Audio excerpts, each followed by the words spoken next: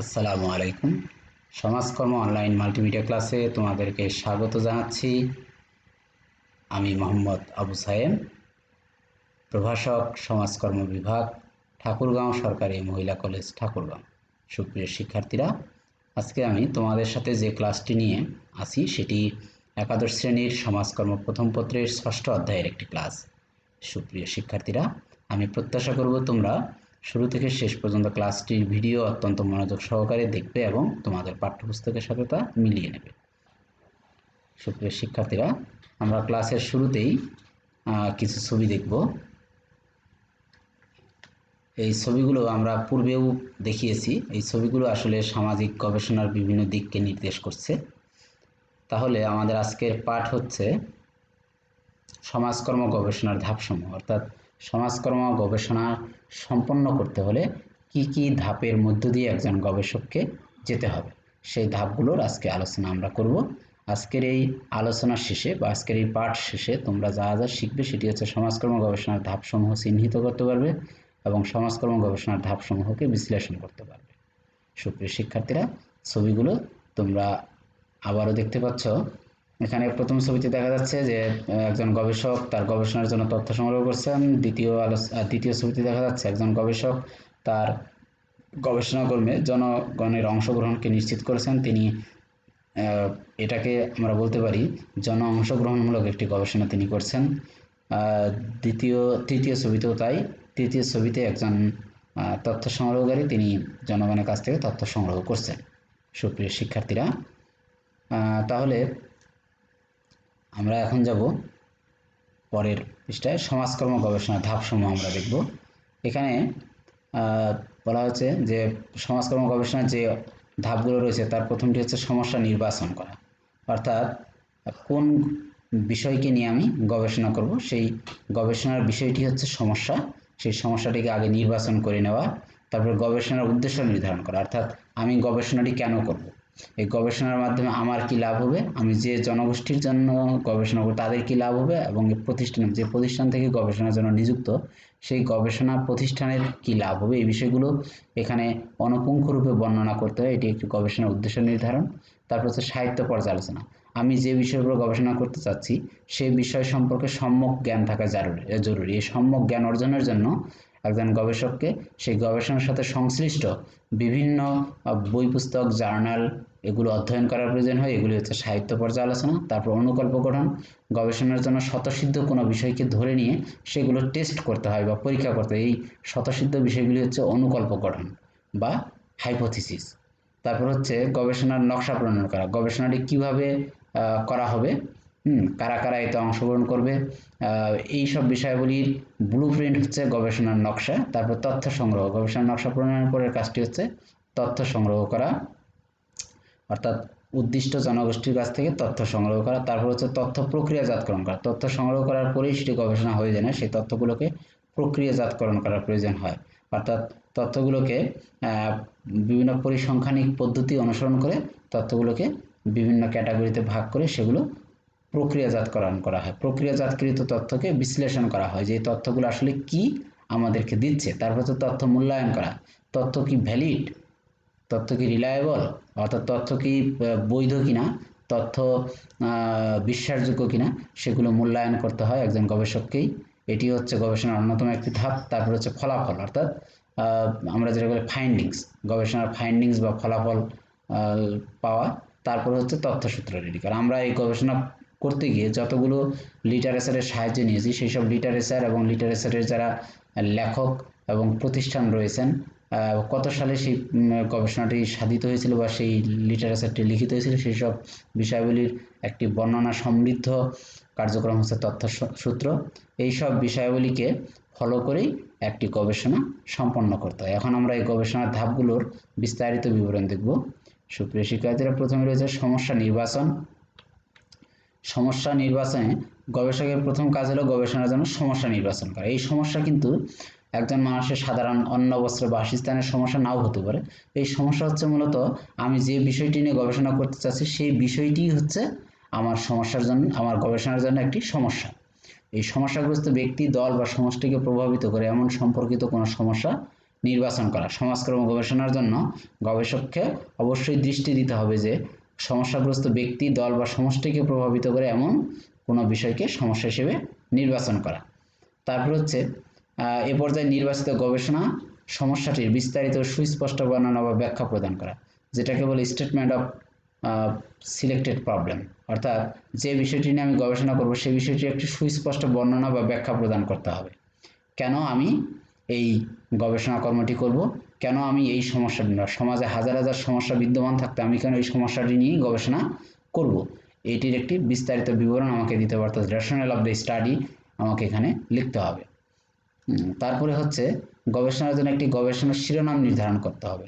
অর্থাৎ আমি যে গবেষণাটি করব সেটার একটি শিরোনাম, অর্থাৎ আমার এই সমস্যাটিকে সুন্দরভাবে বর্ণনাপূর্বক একটি শিরোনাম দান করাতে হবে। যেমন এখানে আমি একটি গবেষণার শিরোনাম তোমাদের জন্য দিয়েছি, সেটা হচ্ছে বাংলাদেশের নারী ও শিশুর জীবনে পারিবারিক সহিংসতার প্রভাব পরিস্থিতি। অর্থাৎ বাংলাদেশের নারী ও শিশুদের জীবনে পারিবারিক যে সহিংসতা সাধিত হয়ে থাকে সেগুলোর প্রভাব কি, এর পরিস্থিতিটা আমরা আলোচনা করব। এটি হচ্ছে আমাদের গবেষণার একটি সমস্যা। সুপ্রিয় শিক্ষার্থীরা, এরপরে আমরা দেখব সাহিত্য পর্যালোচনা ও গবেষণার উদ্দেশ্য নির্ধারণ। গবেষণার উদ্দেশ্য নির্ধারণ পর্যায়ে রয়েছে যে প্রতিটি গবেষণার মধ্য দিয়ে গবেষক এক বা একাধিক উদ্দেশ্য অর্জনের চেষ্টা করেন। আমরা পূর্ববর্তী ক্লাসে বলেছিলাম যে গবেষণার উদ্দেশ্যসমূহ মূলত দুই প্রকার, একটা হচ্ছে জেনারেল অবজেক্টিভ আর একটা হচ্ছে স্পেসিফিক অবজেক্টিভ। অর্থাৎ জেনারেল অবজেক্টিভ হচ্ছে একটি মোটা দাগের উদ্দেশ্য। হ্যাঁ, যেমন মোটা দাগের উদ্দেশ্য হতে পারে আমাদের যে গবেষণার শিরোনাম সেটির আলোকে যে বাংলাদেশের নারী ও শিশুর প্রতি সহিংসতার প্রভাব পরিস্থিতি সম্পর্কে জানা, এটি একটি জেনারেল অবজেক্টিভ। এর স্পেসিফিক অবজেক্টিভ এক বা একাধিক হতে পারে। এই পর্যায়ে গবেষণার উদ্দেশ্য সুস্পষ্ট সুনির্দিষ্ট হতে হয়। গবেষণার উদ্দেশ্য যখন নির্ধারণ করব তখন এখানে সুস্পষ্ট এবং সুনির্দিষ্ট উদ্দেশ্যগুলোকে নির্ধারণ করতে হয়। তারপর গবেষণার উদ্দেশ্য সম্পর্কে সুস্পষ্ট ধারণা না থাকলে তা অর্জন করা সম্ভব নয়। অর্থাৎ গবেষণার উদ্দেশ্য যদি সুস্পষ্ট না থাকে বা গবেষণার উদ্দেশ্য কেমন হবে সে বিষয়ে যদি একজন গবেষকের সুস্পষ্ট ধারণা না থাকে তাহলে তিনি গবেষণার উদ্দেশ্য অর্জন করতে পারবেন না। এখন আমরা যে গবেষণাটি আমরা নির্ধারণ করেছিলাম, গবেষণার শিরোনাম, সেটির আলোকে আমরা কিছু স্পেসিফিক অবজেক্টিভ নির্ধারণ করতে পারি। যেমন বাংলাদেশের গ্রাম ও শহর ভেদে পারিবারিক সহিংসতার পরিস্থিতি সম্পর্কে জানা, তারপর বাংলাদেশের গ্রাম ও শহর ভেদে পারিবারিক সহিংসতার কারণ উদ্ঘাটন করা, তারপর বাংলাদেশের গ্রাম ও শহর ভেদে নারী ও শিশুর উপর পারিবারিক সহিংসতার প্রভাব সম্পর্কে জানা। অর্থাৎ আমরা যে জেনারেল অবজেক্টিভ যেটি নির্ধারণ করেছিলাম যে বাংলাদেশের নারী ও শিশুর উপর পারিবারিক সহিংসতার প্রভাব পরিস্থিতি সম্পর্কে জানা, এই একটি অবজেক্টিভকে ভেঙে আমরা তিনটি অবজেক্টিভে রূপান্তর করেছি। এটি হচ্ছে মূলত স্পেসিফিক অবজেক্টিভ। এভাবেই গবেষণার জন্য স্পেসিফিক এবং জেনারেল অবজেক্টিভ নির্ধারণ করতে হয়। তারপর হচ্ছে সাহিত্য পর্যালোচনা বা লিটারেচার রিভিউ। গবেষণার বিষয়বস্তুর সাথে পরিচিতি লাভ এবং এ ব্যাপারে জ্ঞান বৃদ্ধি করার জন্য সংশ্লিষ্ট বই, পুস্তক, প্রবন্ধ, জার্নাল ও প্রকাশিত গবেষণাকর্ম অধ্যয়ন করা হয়। পূর্বে কেউ এ বিষয়ে গবেষণা করেছেন কিনা তা জানা এবং জ্ঞানের পরিধি বিকাশে ইহা ভূমিকা রাখে। অর্থাৎ আমি কেন লিটারেচার রিভিউ করব? লিটারেচার রিভিউ করব যে আমি যে বিষয়টি নিয়ে গবেষণা করছি সেই বিষয় সম্পর্কে আমার অনুপুঙ্খ ধারণা থাকতে হবে, নাম্বার 1। নাম্বার 2 হচ্ছে যে এই বিষয়ে পূর্ববর্তী গবেষকগণ আসলে গবেষণা করে কি ফলাফল পেয়েছেন সেগুলো জানা, এবং পরবর্তী আরেকটি নাম্বার 3 যে আমার সাহিত্য পর্যালোচনার উদ্দেশ্য সেটি হচ্ছে আমি লিটারেচার রিভিউয়ের মাধ্যমে আমার গবেষণা আসলে কি উদ্দেশ্য হবে সেটি আমি নির্ধারণ করতে পারবো। এই জন্যই মূলত সাহিত্য পর্যালোচনা করা হয়ে থাকে। তো সাহিত্য পর্যালোচনার পদ্ধতিগুলো হচ্ছে, একটি হচ্ছে যে বিষয়ের উপর আমি গবেষণা করতে চাচ্ছি সেই বিষয়ের উপর প্রকাশিত বই, পুস্তক অধ্যয়ন করা। তারপর হচ্ছে সেই বিষয়ের উপর কোনো আর্টিকেল বা প্রবন্ধ লেখা থাকলে সেই প্রবন্ধগুলো অধ্যয়ন করা। তারপর কোনো জার্নাল প্রকাশিত হয়ে থাকলে বা সাময়িকী প্রকাশিত হয়ে থাকলে সেই সাময়িকীগুলোর সেই নির্দিষ্ট আর্টিকেলটি অধ্যয়ন করা, এবং যদি এই বিষয়ের উপর প্রকাশিত কোনো গবেষণাকর্ম থাকে সেগুলো অধ্যয়ন করা। এই বিশেষ পদ্ধতি অবলম্বন করে লিটারেচার রিভিউ করা হয়ে থাকে। এছাড়া ইদানিংকালে ইন্টারনেট থেকে ইন্টারনেটে গুগল সার্চ বা ইয়াহু সার্চ, বিং সার্চ, এরকম বিভিন্ন সার্চ ইঞ্জিন ব্যবহার করে আমরা ইন্টারনেটের বিশাল জগৎ থেকে তথ্য সংগ্রহ করতে, লিটারেচার রিভিউ করতে পারি। তাহলে আমরা লিটারেচার রিভিউয়ের মূলত বৈশিষ্ট্য দুটো, একটা হচ্ছে প্রিন্টেড মিডিয়া থেকে আমরা তথ্য নিতে পারি বা লিটারেচার রিভিউ করতে পারি, আরেকটি হচ্ছে ইলেকট্রনিক মিডিয়ার মাধ্যমে, ইলেকট্রনিক মিডিয়া থেকে বা ইন্টারনেট জগৎ থেকে আমরা তথ্য নিতে পারি বা সেই মাধ্যমে লিটারেচার সমূহ রিভিউ করতে পারি। এরপর হচ্ছে অনুকল্প গঠন বা হাইপোথিসিস ফর্মুলেশন। হাইপোথিসিস হচ্ছে কোনো একটি বিষয় সম্পর্কে স্বতঃসিদ্ধ ধারণা যেটিকে টেস্ট করা যায়। যে জিনিসকে টেস্ট করা যাবে না সেটা কখনো হাইপোথিসিস বা পূর্ব অনুমান হতে পারে না বা অনুকল্প হতে পারে না। যে জিনিসটি টেস্ট করা যাবে, যে প্রস্তাবনাকে পরীক্ষা নিরীক্ষা করা যাবে, পরীক্ষা করে হয় সত্য প্রমাণিত হবে অথবা মিথ্যা প্রমাণিত হবে, সেই ধারণাকেই শুধুমাত্র হাইপোথিসিস বলা হয়ে থাকে। এছাড়া যে জিনিসের কোনো সত্যতা বা মিথ্যা কোনো কিছুই প্রমাণ করা সম্ভব নয়, অর্থাৎ এক কথায় যাকে পরীক্ষা নিরীক্ষা করা সম্ভব নয়, তাকে হাইপোথিসিস বলা হয় না। অনুমান হলো গবেষকের ফলাফল সম্পর্কে পূর্ব সিদ্ধান্ত, যার সত্যতা নিরূপণ করার জন্য অনুসন্ধান চালানো হয়ে থাকে। তার গবেষণার উদ্দেশ্যকে পরীক্ষাযোগ্য আকারে উপস্থাপন করা হয় এবং পরবর্তী পর্যায়সমূহে গঠনকৃত অনুমানের সত্যাসত্য পরীক্ষা করা হয়। সত্যাসত্য পরীক্ষা করার পর উক্ত অনুমান সত্য হিসেবে গৃহীত হতে পারে কিংবা মিথ্যা বলে প্রমাণিত হতে পারে। অর্থাৎ গবেষণার শুরুতেই, মানে লিটারেচার রিভিউয়ের পরেই একজন গবেষক তার গবেষণার কী কী ফলাফল আসতে পারে তিনি অনুমান নির্ভর কিছু ফলাফল নির্ধারণ করে রাখবেন। এই ফলাফলগুলোর সত্যতা যাচাই করার জন্য মূলত পরবর্তী কার্যক্রম পরিচালিত হবে। পরবর্তী কার্যক্রমের মাধ্যমে অর্থাৎ তথ্য সংগ্রহ করে, তথ্য বিশ্লেষণ করে, সেই তথ্যের আলোকে যখন আমরা টেস্ট করব যে পূর্ববর্তী ফলাফল সঠিক কিংবা মিথ্যা, যে কোনো একটা কিছু হতে পারে, এটি হচ্ছে মূলত হাইপোথিসিস গঠন এবং হাইপোথিসিস টেস্টিং। যেমন আমরা যে অনুকল্পটি তোমাদেরকে দেখিয়েছি সেটির আলোকে আমরা দুটো হাইপোথিসিস দেখাতে পারি। একটি হচ্ছে বাংলাদেশের গ্রাম ও শহর ভেদে পারিবারিক সহিংসতার প্রকৃতিগত পার্থক্য বিদ্যমান। অর্থাৎ আমি আমার গবেষণার শুরুতেই ধরে নিলাম যে বাংলাদেশের গ্রাম ও শহর ভেদে পারিবারিক সহিংসতার প্রকৃতি আলাদা আলাদা। অর্থাৎ শহরে একরকম পারিবারিক নির্যাতন বা সহিংসতা হয়, আবার গ্রামে আরেক রকম সহিংসতা হয়ে থাকে। এটা আমি ধরে নিলাম, এটা আমার একটা ফলাফল। এখন এটা আমি পরবর্তীতে আমার তথ্য সংগ্রহ করে তথ্য বিশ্লেষণের মাধ্যমে আমি প্রমাণ করব যে এটি সত্য কি মিথ্যা। তারপর হচ্ছে শহরের তুলনায় গ্রামে নারী ও শিশুর উপর পারিবারিক সহিংসতার মাত্রা অধিক। আরেকটি ফলাফল আমরা ধরে নিচ্ছি যে শহরের চেয়ে গ্রামে নারী ও শিশুর উপর পারিবারিক সহিংসতা বেশি পরিমাণে হয়ে থাকে। এটিও আমি পরবর্তীতে তথ্য সংগ্রহের মাধ্যমে প্রমাণ করতে পারবো, হয় এটি সত্য না হলে এটি মিথ্যা। সুপ্রিয় শিক্ষার্থীরা, এটি হচ্ছে, এই দুটোই হচ্ছে মূলত হাইপোথিসিস। হাইপোথিসিস হচ্ছে কোনো ধারণা বা proposition which can be tested. Hypothesis হচ্ছে একটি ধারণা বা প্রস্তাবনা বা পূর্বানুমান যেটাকে পরবর্তীতে টেস্ট করা যেতে পারে, which result either can be true or can be false, or either can be absolute or can be null. অর্থাৎ এটার ফলাফল হয় সত্য হবে অথবা মিথ্যা হবে, হয় শূন্য হবে, নাহলে এটা একটা পরম মান সম্পন্ন হবে। সুপ্রিয় শিক্ষার্থীরা, এখন দেখবো আমরা গবেষণার নকশা প্রণয়ন। তোমরা জানো যে নকশা হচ্ছে ব্লুপ্রিন্ট, অর্থাৎ আমি একটি কাজ কিভাবে করব, কেন করব, কোথায় করব, কাদের জন্য করব, এইসব বিষয়াবলীর পূর্ব নির্ধারিত যে প্ল্যান, সেটি হচ্ছে গবেষণার নকশা বা রিসার্চ ডিজাইন। কখন, কিভাবে, কি ধরনের, কতজন তথ্য সংগ্রহকারী, কিরূপ ব্যবস্থাপনায়, কত সময়ে গবেষণা কর্ম সম্পন্ন করবেন সে সম্পর্কে পরিকল্পনা গ্রহণই হচ্ছে গবেষণার নকশা। গবেষণা নকশা গবেষণার বিভিন্ন পদ্ধতি বা নমুনার আকার, নমুনার যে প্রক্রিয়া, এগুলো দেখাতে হয়।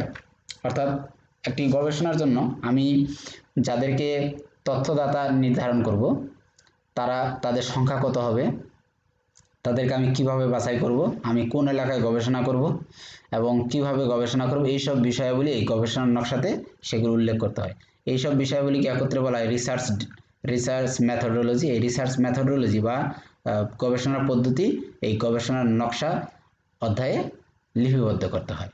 উদাহরণস্বরূপ আমাদের আলোচিত গবেষণার নকশা প্রণয়ন করতে গেলে তাতে গবেষণার ধরন, গবেষণার এলাকা, তথ্য লাভের উৎস অর্থাৎ কোন কোন উৎস থেকে আমরা তথ্য পাবো, তারপর কর্মীর সংখ্যা অর্থাৎ যারা তথ্য দিবেন তাদের সংখ্যা অর্থাৎ রেসপন্ডেন্টের সংখ্যা, সময় অর্থাৎ কত সময় ধরে আমি গবেষণাটি করব, এইসব নির্ধারিত করে নিলেই তা হবে গবেষণার নকশা।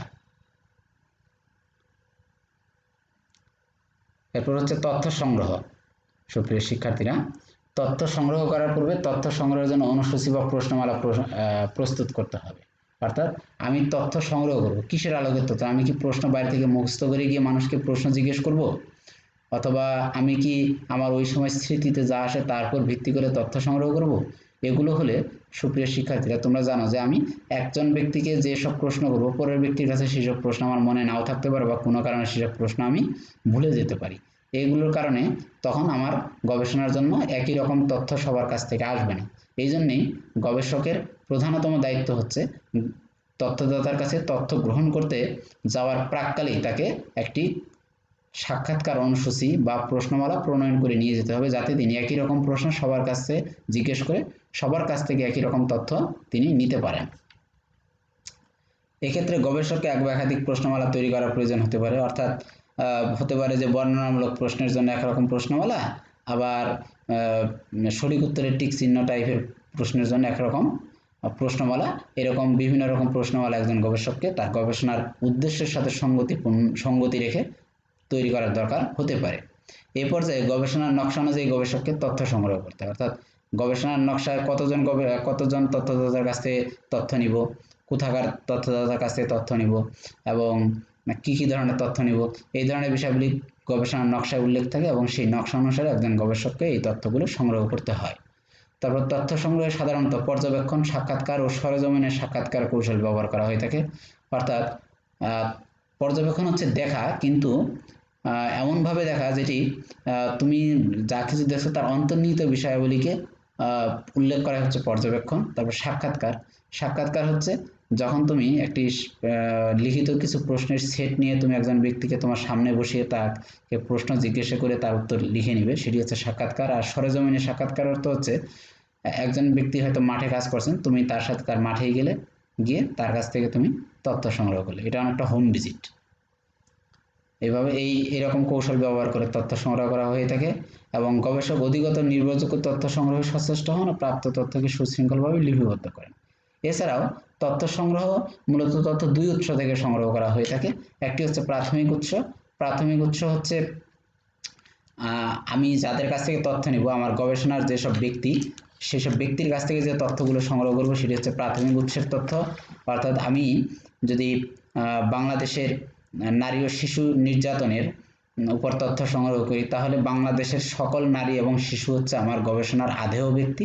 তাদের মধ্যে থেকে আমি যে কয়জনকে তথ্য দেওয়ার জন্য নির্ধারণ করে রাখবো, তথ্য যাদের কাছে আমি নেব, এই ব্যক্তিগুলো হচ্ছে আমার রেসপন্ডেন্ট বা উত্তরদাতা। এই উত্তরদাতাদের কাছ থেকে আমি যে তথ্যগুলো পাবো সেটি হচ্ছে আমার জন্য প্রাথমিক তথ্য। আর সহায়ক তথ্য বা সেকেন্ডারি ডাটা বা মাধ্যমিক ডাটা হচ্ছে, বা মাধ্যমিক তথ্য হচ্ছে সেই তথ্য যেগুলো আমি তাদের কাছ থেকে জিজ্ঞেস করে জানবো না, বরং তাদের সম্পর্কে যেসব তথ্য ইউনিয়ন পরিষদে লিপিবদ্ধ রয়েছে, বা পৌরসভায় লিপিবদ্ধ রয়েছে, বা বাংলাদেশের আদমশুমারিতে লিপিবদ্ধ রয়েছে, বা তাদেরকে নিয়ে কোনো টেলিভিশনে কোনো যদি প্রতিবেদন প্রকাশিত হয়ে থাকে, পত্রিকায় প্রতিবেদন প্রকাশিত হয়ে থাকে, বা অন্য কোনো গবেষক আগে থেকে ওই উদ্দেশ্যের উপর সঙ্গতি রেখে ওই এলাকায় কোনো গবেষণা করে থাকে, তাহলে সেই সব উৎস থেকে যে তথ্যগুলো আমি লাভ করব সেটি হচ্ছে আমার জন্য মাধ্যমিক তথ্য বা সহায়ক তথ্য বা সেকেন্ডারি ডেটা। সুপ্রিয় শিক্ষার্থীরা, এই হচ্ছে তথ্য সংগ্রহ। এরপর আমরা তথ্য প্রক্রিয়াজাতকরণ করব, ডাটা প্রসেসিং। শুধুমাত্র তথ্য সংগ্রহ করলে সেই তথ্য কোনো ফলাফল দিতে পারে না, বা সেই তথ্য কোনো কথা বলে না। সেই তথ্য হচ্ছে মানে এক কথায় নির্বাক তথ্য। নির্বাক তথ্যকে প্রক্রিয়াজাতকরণের মাধ্যমে সবাক তথ্যে রূপান্তরণ করা সম্ভব হয়। এই জন্য তথ্য প্রক্রিয়াজাতকরণ অত্যন্ত গুরুত্বপূর্ণ একটি কাজ। মাঠ থেকে সংগৃহীত তথ্য সারণীবদ্ধ করা হয়, অর্থাৎ বিভিন্ন টেবিলে রূপান্তরিত করা হয়, এবং বিশেষ ধরনের তথ্যকে বিশেষ ধরনের টেবিলে সাজাতে হয়। তথ্যকে সারণী ছাড়াও রেখাচিত্র, লেখচিত্র, গ্রাফ পেপার ইত্যাদির মাধ্যমে উপস্থাপন করা হয়। রেখাচিত্র এগুলো তোমরা আগে থেকে দেখেছো, যে pie diagram, bar diagram, line diagram, এরকম বিভিন্ন ডায়াগ্রাম রয়েছে। তারপর গ্রাফ পেপার, বিভিন্ন গ্রাফ চার্ট রয়েছে। এইসব চার্টের মাধ্যমে তথ্যকে উপস্থাপন করা হয়, এবং বর্তমানে কম্পিউটারের মাধ্যমে এরূপ তথ্যকে বিশ্লেষণের উপযোগী করে তোলা হয়। বর্তমানে কম্পিউটার এইডেড বিভিন্ন সফটওয়্যার রয়েছে, অর্থাৎ কম্পিউটার সহায়ক বিভিন্ন সফটওয়্যার রয়েছে, সেগুলোর মাধ্যমে এই তথ্যগুলোকে বিশ্লেষণ উপযোগী করে তোলা হয়। যেমন এক্সেল একটি রয়েছে সাধারণ সফটওয়্যার, তার ওয়ার্ড, তারপরে রয়েছে গবেষণার জন্য স্পেশালাইজড কিছু সফটওয়্যার, যেমন স্ট্যাটিস্টিক্স বা সোশ্যাল রিসার্চ বা এসপিএসএস। এই এসপিএসএস এর মাধ্যমে সামাজিক গবেষণাগুলো করা হয়। এনএসডি একটি সামাজিক গবেষণার সফটওয়্যার। এসব ব্যবহার করে মূলত তথ্যগুলোকে বিশ্লেষণ করে ব্যবহার উপযোগী করা হয়। তখন তথ্য বাংময় হয়ে যায়, তথ্য তখন কথা বলে।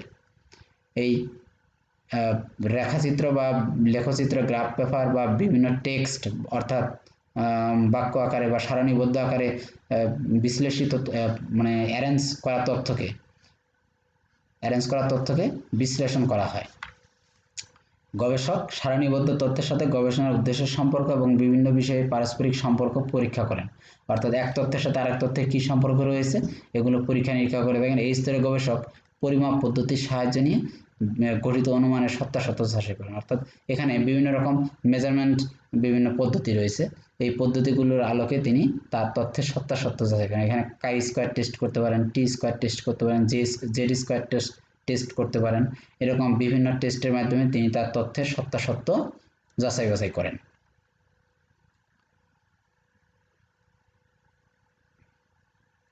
তারপরে তথ্য মূল্যায়ন। তথ্য বিশ্লেষণের মাধ্যমে সিদ্ধান্ত গ্রহণ করা হলো এ স্তরের কাজ।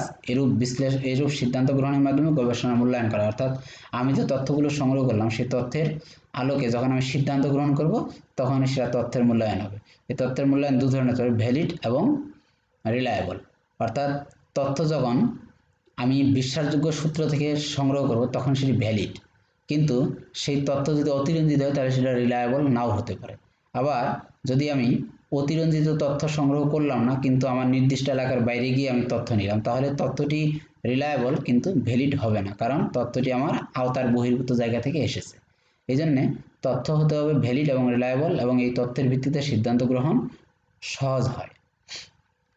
এরপর রয়েছে ফলাফল। গবেষক গবেষণায় যদি প্রত্যাশিত কিছু পেয়ে থাকেন এবং গবেষণা যদি ফলদায়ক হয়ে থাকে তবে তিনি প্রতিবেদন আকারে প্রকাশ করেন। এই প্রতিবেদন পরবর্তীতে বিভিন্ন পত্রপত্রিকা, বই পুস্তক, জার্নাল সহ বিভিন্ন মাধ্যমে প্রকাশিত হয়ে থাকে। এই গবেষণার ফলাফলসমূহ লিপিবদ্ধ আকারে রাখাকেই মূলত প্রতিবেদন বলা হয়। এই প্রতিবেদন মূলত একটি পুস্তক। এটি নির্দিষ্ট সাইজ রয়েছে। এই নির্দিষ্ট সাইজ মোতাবেক এই প্রতিবেদনটি প্রণয়ন করতে হয়। তথ্যসূত্র। আমরা গবেষণার জন্য যে সকল উৎস থেকে আমরা যে তথ্যসমূহ ব্যবহার করেছি বা যে সকল তথ্য অধ্যয়ন করে আমি এই গবেষণার প্রশ্নপত্র প্রণয়ন করেছি বা আমার জ্ঞান অর্জন করেছি, সেই সকল তথ্যের সকল উৎসকেই আমার স্বীকারোক্তি দিতে হবে বা কৃতজ্ঞতা স্বীকার করতে হবে। যদি কৃতজ্ঞতা না স্বীকার করে তাহলে এটা চৌর্যবৃত্তি বা প্লেজিয়ারিজম বা কুম্ভিলক বৃত্তি হয়ে যাবে। আর কুম্ভিলক বৃত্তির জন্য পূর্ববর্তী যে গবেষণা থেকে তথ্য নিয়েছি কিন্তু স্বীকার করা হয়নি, সেসব গবেষক এবং প্রকাশকের ইচ্ছে করলে আমার বিরুদ্ধে WIPO ওয়ার্ল্ড ইন্টেলেকচুয়াল প্রপার্টি অর্গানাইজেশনের একটা অ্যাক্ট রয়েছে, WIPA world intellectual property act, এর অধীনে মামলা করে দিতে পারেন। তখন এটা কোনো মেধা সম্পদ চৌর্যবৃত্তির অপরাধে আমাকে দায়ী হতে হবে। এই জন্যে প্রত্যেক গবেষকই তার গবেষণা পত্রের শেষে বা প্রত্যেকটি পেজের নিচে একটি লম্বা চিহ্ন দিয়ে তার নিচে অতি ক্ষুদ্র আকারে তার যেসব পুস্তকের সহায়তা নিয়েছেন সেসব পুস্তকের তালিকা দিয়ে থাকেন। এটি হচ্ছে মূলত তথ্যসূত্র। এখন এই তথ্যসূত্র লেখার বিভিন্ন সুনির্দিষ্ট নিয়ম রয়েছে, যেমন MLA স্টাইল, APA স্টাইল। আমি নিচে তোমাদেরকে একটি উদাহরণ দিয়েছি। APA স্টাইলকে ফলো করে একটি তথ্যসূত্র দিয়েছি। আমি যখন আমার বিশ্ববিদ্যালয়ে পড়তাম, সাধারণ বিজ্ঞান ও প্রযুক্তি বিশ্ববিদ্যালয়ে, তখন মাস্টার্সে আমাদেরকে একটি গবেষণা করতে হয়েছিল। গবেষণাটি করেছিলাম প্রফেসর মোহাম্মদ মিজানুর রহমান স্যারের অধীনে। তিনি যে গবেষণাটি করিয়েছিলেন সেটি ছিল social capital and health care access of rural women in Bangladesh. এটির উপর আমি ধরে নিলাম যে আমার এই গবেষণা কর্মটি প্রকাশিত হয়েছে, প্রকাশ করেছে বাংলাদেশের অন্যতম একটি বিখ্যাত প্রকাশনা প্রতিষ্ঠান আহমদ পাবলিশিং হাউস। তো এটি যদি 2013 সালে প্রকাশিত হয়ে থাকে তাহলে এটার রেফারেন্স লিখতে হবে এভাবে, আমার নাম হচ্ছে মোহাম্মদ আবু সাইদ, তাহলে এটার নামের শেষের অংশটা যাবে প্রথমে, তারপরে কমা, তারপরে নামের প্রথম ও দ্বিতীয় অংশ, তারপর ব্র্যাকেটে হচ্ছে আমি যে সালে এই বইটি প্রকাশ করেছি সেই সাল, তারপরে একটি কোলন, চিহ্ন দিতে হবে, বিসর্গের মতো দেখতে এই কোলন চিহ্ন দিতে হবে। তারপরে আমার বইটির নাম social capital and health care access of rural women in Bangladesh, তারপরে একটা ফুল স্টপ, তারপরে যে জায়গা থেকে পাবলিশ হয়েছে ঢাকা, ঢাকার কোন প্রতিষ্ঠান, ঢাকা লিখে একটা কোলন দিয়ে লিখতে হবে আহমদ পাবলিশিং হাউস। এই হলো গবেষণার তথ্যসূত্র লেখার এপিএ স্টাইলের একটি উদাহরণ। সুপ্রিয় শিক্ষার্থীরা, আমি প্রত্যাশা করব তোমরা এই গবেষণা কার্য সম্পন্ন করার যে ধাপ রয়েছে সেটি তোমরা খুব সুন্দরভাবে পড়বে, কারণ আমাদের প্রত্যেকেই যখন আমরা কোনো বড় কোনো প্রতিষ্ঠানে বা বড় কোনো জায়গায় আমরা চাকরি করব বা কাজ করব তখন আমাদের গবেষণা করা লাগতে পারে। এই মর্মে যদি আমাদের আগে থেকেই কিছু না কিছু জ্ঞান থাকে তাহলে কাজটি তখন আমাদের খুব সুন্দরভাবে সম্পন্ন হবে এবং আমরা নিজেদেরকে তখন গবেষক ভাবতে পারবো। এই উদ্দেশ্যেই মূলত তোমাদেরকে এই গবেষণার বিষয়াবলী পাঠ্যভুক্ত করা হয়েছে এবং খুব সুন্দরভাবে আমরা পাঠদান করার চেষ্টা করছি। সুপ্রিয় শিক্ষার্থীরা, তোমাদের জন্য রয়েছে একটি বাড়ির কাজ। তোমরা বাড়িতে বসেই কাজটি সম্পন্ন করবে। গবেষণার ধাপসমূহের ধারাবাহিক অনুসরণ গুরুত্বপূর্ণ কেন তোমরা তা ব্যাখ্যা করবে। আমার আলোচনা থেকে অবশ্যই বুঝে গেছো যে একটিকে বাদ দিয়ে আরেকটি আলোচনা করলে মাঝখানে একটি গ্যাপ থেকে যায়, যে কারণে গবেষণার কাজটি তখন ফলপ্রসূ হবে না।